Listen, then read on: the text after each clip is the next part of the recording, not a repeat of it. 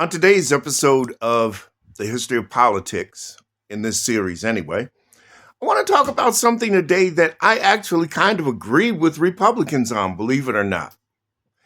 And what we're talking about here is the Second Amendment. That good old second constitutional amendment that regards the carrying or possession of firearms. And firearms includes long guns and pistols, rifles, shotguns, and pistols. So we got to think back to the original text of the Second Amendment, where the first 13 words apply to one thing and the second 14 apply generationally. The first 13 words concern people having weapons so that they can be, quote, a well-armed militia.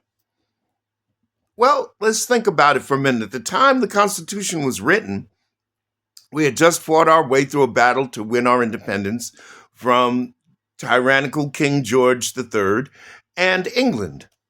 And it was not uncommon for British troops and soldiers to try to infiltrate our land and take out acts against us, of course. They wanted to steal from us. George felt that he had that right, that he could just steal from us. So yes, back in those days, because we did not have, per se, a constabulary or a police department. We did not have organized law enforcement. We did not even really have an organized military. We had an army that did fight battles for us. Yes, we did. Okay, the Revolutionary Army did do that. But we did not have what we have today, starting with the police departments and followed on a national level with the National Guard, which is in every state. Every state has a National Guard. There is now a law that outlaws militias. So all you MAGA guys that think that you're going to have a militia, forget it. It's illegal. And Trump is not going to help you. It's illegal. There are no more militias because we have a National Guard. The second part of it, the 14 words that make up the second part, is what's generational. It applies to you, me, and everybody. And it's this.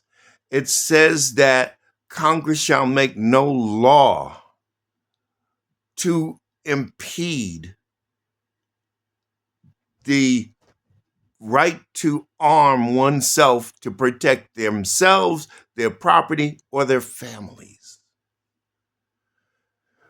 Now, I agree with that. I've always been a 2A guy.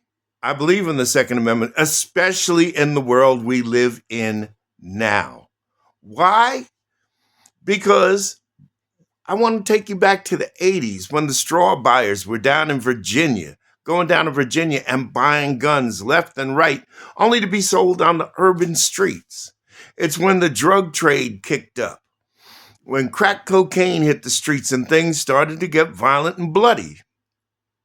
And now, with these self-entitled young people that we have out here now that are kind of selfish in certain degree, we need to be able to protect ourselves. But wait, there's more.